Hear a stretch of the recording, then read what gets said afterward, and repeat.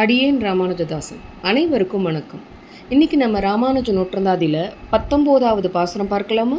ஒரு பெரும் செல்வமும் தந்தையும் தாயும் உயர் குருவும் நெறி தரு பூமகள்நாதனோ மாறன் விளங்கிய சீர் நெறி தரும் சௌதவள் ஆரணமே என்று இந்நீள் நிலத்தோர் அரிதரன் ராமானுஜன் என காரமுதே. இனி ராமானுஜ வைபவத்தில் சோழ மன்னனின் அழைப்பை யாதவ பிரகாசர் ஏற்றாரா, மன்னனின் மகளிடம் பற்றி கொண்ட பிரம்ம ராட்சசனை யாதவர் ஓட்டினாரா இல்லையா என்பதை பார்ப்போம் வாருங்கள். சோழ மன்னரின் சேவகர்கள் கொடுத்த அழைப்பினை பார்த்து யாதவர் குதித்தார். பாருங்கள், என் பெருமை மன்னரின் அரண்மனை வரை சென்று விட்டது. யாராலும் தீர்க்க முடியாத நோயினை தீர்க்க என்னை அண்டி உள்ளனர் என்று கூப்பாடு போட்டார்.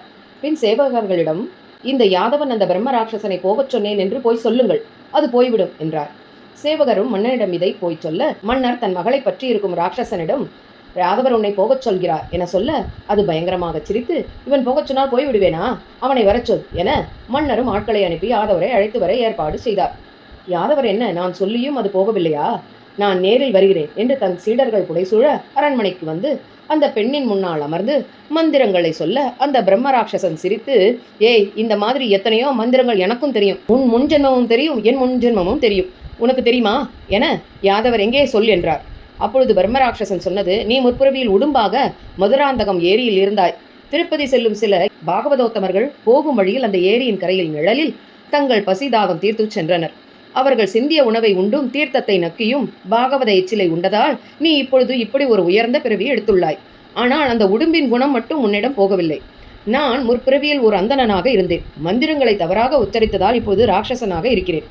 உன்னை பற்றி எனக்கு தெரியும். நீ சொன்னால் நான் போக மாட்டேன். உன் கோஷ்டியில் இருக்கும் ராமானுஜன் சொல்லட்டும், நான் போகிறேன் என்றது பிரம்ம ராட்சசன். யாதவரும் ராமானுஜரை பார்த்து நையாண்டி செய்து, நான் சொல்லியே போகவில்லை, உன்னை சொல்கிறது, நீ சொல்லிப்பார் என்றார் யாதவர். ராமானுஜரும் பிரம்மராட்சசனிடம், நான் என்ன சொன்னால் நீ போவாய் என்று கேட்க, பிரம்மராட்சசன், நீங்கள் உங்கள் பாதங்களை என் தனையின் மேல் வையுங்கள், உங்கள் திருவடி துகள்களே என் பாவத்தை போக்கும் என்று சொல்ல, ராமானுஜரும், நீ போய்விட்டாய் என்பதை நாங்கள் எப்படி தெரிந்து கொள்ள முடியும் என்று கேட்க, நான் வெளியே செல்லும் போது தோட்டத்தில் அரச மரத்தை பிளந்து செல்கின்றேன் என்றது. ராமானுஜரும் தன் கால்களை அந்த மன்னரின் மகளின் தலையில் வைக்க தோட்டத்தில் இருந்த அரச மரமும் முறிந்து விழுந்தது. மன்னரின் மகள் பிரம்ம ராட்சசரிடமிருந்து காப்பாற்றப்பட்டார். இதனால் அரண்மனை முழுவதும் மன்னரும் மற்றவரும் ராமானுஜரை புகழ யாதவருக்கு மிகுந்த கோபம் உண்டானது.